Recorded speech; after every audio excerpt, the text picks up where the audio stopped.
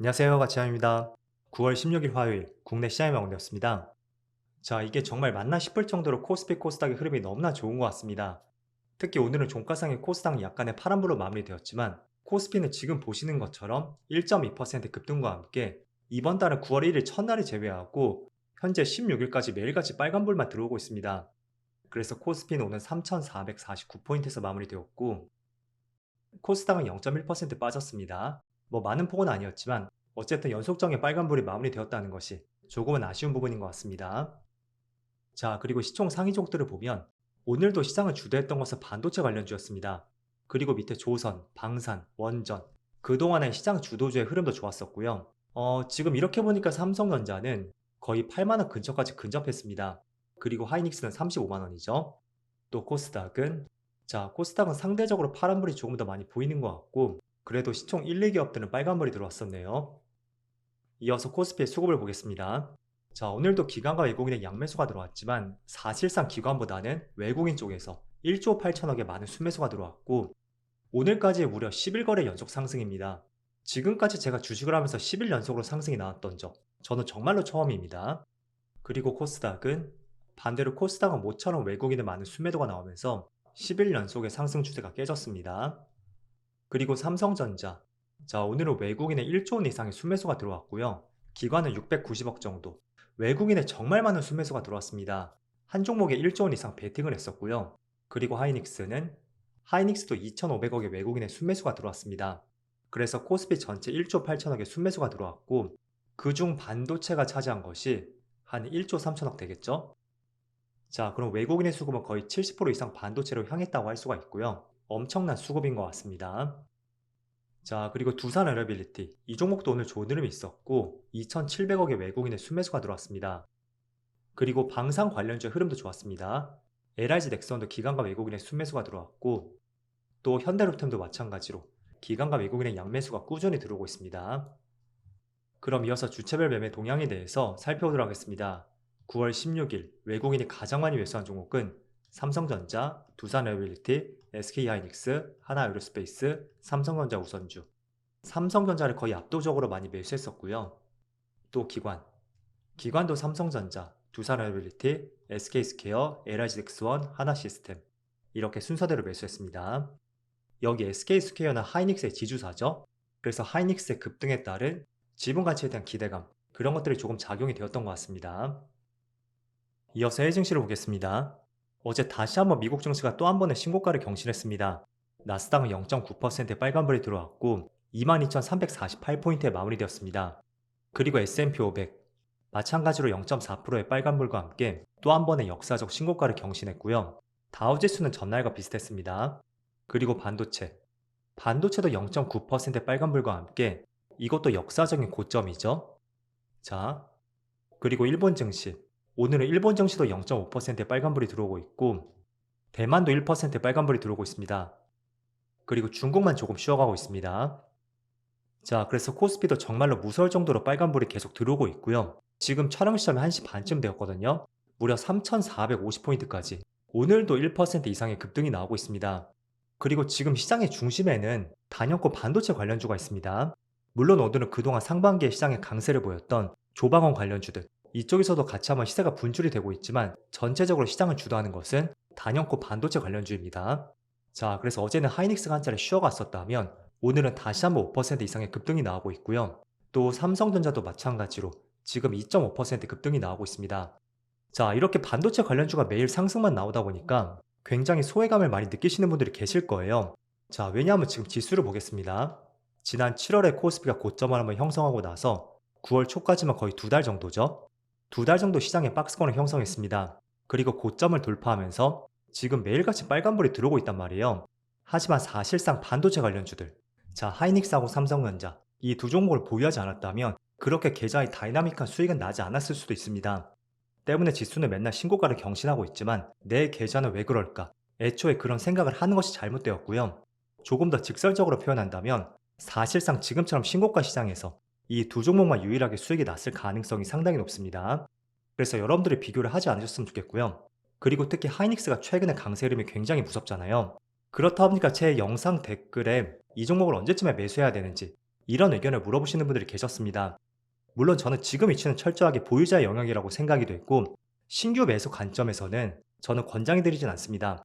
물론 제 생각과 다르게 또 10% 이상의 슈팅이 나올 수도 있습니다. 하지만 그렇게 상승이 나온들 또 분명히 되돌림도 나올 수가 있고, 어쨌든 상대적으로 조금은 불안한 위치라는 거예요. 자, 과거 당시도 한번 살펴볼게요. 지난 6월 시장도 하이닉스의 흐름이 굉장히 좋았습니다. 그렇지만 특정 매물대 30만 원 근처까지 올라오고 나서 약간의 시장의 조정 장세가 펼쳐졌고, 그 시간이 또 꽤나 길었었거든요. 그래서 여러분들이 만약에 단기 투자로 접근을 하셨다면 단타는 제가 뭐라 하지 않겠습니다. 왜냐하면 여러분들이 스스로 기준을 세웠을 것이고요. 어느 가격이 왔을 때는 나는 손절할 것이다. 그런 계획들이 명확하게 세워져 있겠죠. 자, 그렇지 않다면 여러분들이 다시 한번 지난 6월 시장을 보세요. 올라가는 과정에서 어느 구간에 매수를 했다고 해도 시간이 지났을 때는 다시 한번 그 매수 가격대까지 주가의 되돌림이 충분히 발생이 되었습니다. 그래서 지금도 그런 관점으로 보시면 좋을 것 같고, 일단 이번 한 달 동안만 거의 40% 가까이 상승이 나왔습니다. 지난번 6월에도 그때는 48%였네요. 그래도 얼추 비슷한 폭의 상승이거든요.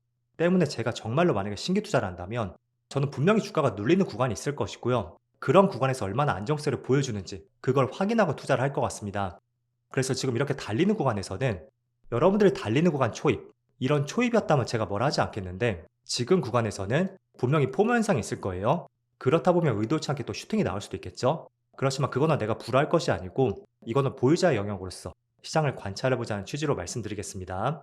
그리고 어느 업종이도 마찬가지입니다. 일단은 업황과 실적이 좋은 종목이 있다면 항상 우리는 눌리는 구간을 잘 활용해서 봐야 되고, 제가 하이닉스는 지난 25만원 후반 부근 그쯤에서 제법 강조를 해드렸을 거예요. 주봉상으로 말씀드렸었죠.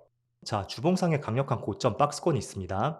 이 고점이 처음으로 형성이 되었고, 한 번, 두 번, 조금 더 큰 그림에서 본다면 세 번이 될 수도 있겠죠. 세 번 정도 고점이 형성된 위치가 있고, 그 지점에서 바닥을 잡고 한 차례 빨간 양봉이 들어왔습니다. 자, 그렇다는 것은 우리가 변곡점의 저점, 이 저점을 손절 라인으로 잡고 충분히 신규 매수를 해볼 수가 있다는 거죠. 그리고 또 일봉상으로 보더라도 저는 정말 추세를 많이 강조해드리고 있습니다. 이게 올라가던 내려가던 그 추세가 조금은 바뀌는 움직임이 나온다면 주가의 변곡점의 신호로서 충분히 해석을 해볼 수가 있다는 거예요. 자, 그래서 그것도 한 차례 말씀드렸었죠. 이렇게 주가가 빠지는 과정에서 하나의 추세가 만들어졌고, 그 추세를 돌파했을 때 그때가 아주 좋은 매수 기회가 되었습니다.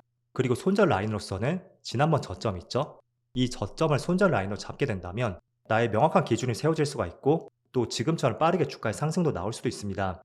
그리고 삼성전자도 똑같이 말씀드렸던 것이, 이것도 마찬가지예요. 하나의 추세가 보인다는 거죠. 첫 번째, 두 번째, 세 번, 네 번 계속해서 하나의 추세가 만들어지는 것이 보였었고, 이때 당시에도 제가 한번 69,000원 부근이었나요? 그쯤에서 추세 변곡점이 될 가능성이 있으니까 그 가격대를 유심히 보자는 의견을 드렸습니다. 그리고 생각보다 빠르게 이렇게 슈팅이 또 나왔었죠. 그래서 제가 드리고 싶은 말씀은, 제가 과거에 했던 이야기를 자랑하려는 것이 아니고요. 항상 우리가 투자할 때는 하나의 기준이 있어야 된다. 그 기준을 말씀드리는 것이고, 이렇게 실적과 업황이 좋은 업종이 있다면 그 업종들은 조금 더 디테일하게 접근해보는 것을 권장해 드리겠습니다. 그래서 제가 말씀드린 그 기준에 의한다면 지금 삼성전자와 SK하이닉스, 여러분들이 지금 매수를 해야 되는 구간인지 아니면 관망해야 되는 구간인지 지금 명확하게 알 수가 있을 것이고요. 그런 관점에서 지금의 구간, 보유자의 영역이라고 말씀드리겠습니다. 그리고 저라면 삼성전자는 이 추세 하단 부분까지 눌렸을 때 그때를 다시 한번 공략해 볼 것 같고, 눌리는 과정은 두 가지가 있겠죠. 첫 번째는 정말로 가격 조정이 있을 수도 있고, 또 두 번째는 코스피의 흐름처럼, 자, 이렇게 주가는 빠지지 않고 이평선이 올라오면서 그렇게 추세선과 맞닿을 수도 있습니다. 그건 어떻게 될지 모르겠지만 아무튼 이런 부분 강조해 드리겠고요. 확실히 반도체 쪽은 하반기에 조금 더 시장을 주도할 가능성이 높을 것 같습니다. 그래서 지금은 슈팅이 조금은 강하게 나왔지만 저는 꾸준히 하반기 내내 관심을 갖자는 말씀드리겠습니다. 자, 그럼 오늘 거래대금 상위 종목들을 보면서 몇 가지 업종들을 살펴보겠습니다. 오늘도 단연코 반도체 관련주가 강세를 보이고 있고, 그 밑에는 두산 에어빌리티, 이 종목이 오랜만에 5%의 상승이 나오고 있습니다. 그리고 또 다른 방산주가 있죠. 여기 보성 파워텍이 있습니다. 같이 우리가 연관해 지어볼 수 있는 것은, 간밤에 미국의 원전 관련주가 강세를 보였습니다. 첫 번째로 오클로와 뉴스케이프하고가 급등이 나왔었고, 그 결정적인 배경 중에 하나가 미국과 영국의 신규 원전 프로젝트 승인 절차를 단축시켰고, 기존의 3, 4년이었던 것을 2년으로 줄였다고 보시면 됩니다. 그래서 그 양국 간의 협정이 있었고요. 어쨌든 미국이 주도를 했다는 것은 이 원전 생태계에 대해서 하나의 규제 하나가 긍정적인 수급을 불러왔던 것 같습니다. 그래서 원전 생태계가 조금 빨라지지 않을까? 이런 기대감도 있고 또 뉴스케일 파워의 지분을 갖고 있는 두산 에너빌리티 그 때문에 오늘 5% 이상의 급등이 나오는 것 같습니다. 그리고 지금 보니까 종가가 어디에서 형성이 될지 모르겠지만 20일선을 살짝 돌파하는 흐름이 나오고 있거든요. 그럼 이것도 우리가 추세 관점으로 본다면 60분 봉으로 보겠습니다. 이것도 최근에 명확한 추세가 하나 보이죠? 첫 번째, 두 번째, 세 번째, 네 번째, 그리고 지금 다섯 번째입니다. 지금 촬영 시점이 1시 반이니까 종가가 어디에 형성이 될지 모르겠습니다.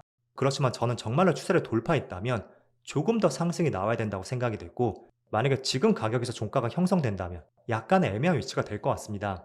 그래서 원전 관련주에 관심을 갖고 계시다면 이것도 반도체 관련주와 마찬가지로 60분 봉상의 추세 있죠?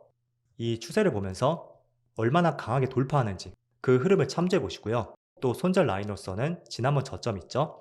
그 저점을 잡으면 될 것 같습니다. 그리고 LG 디스플레이가 오랜만에 여섯 번째로 올라와 있습니다.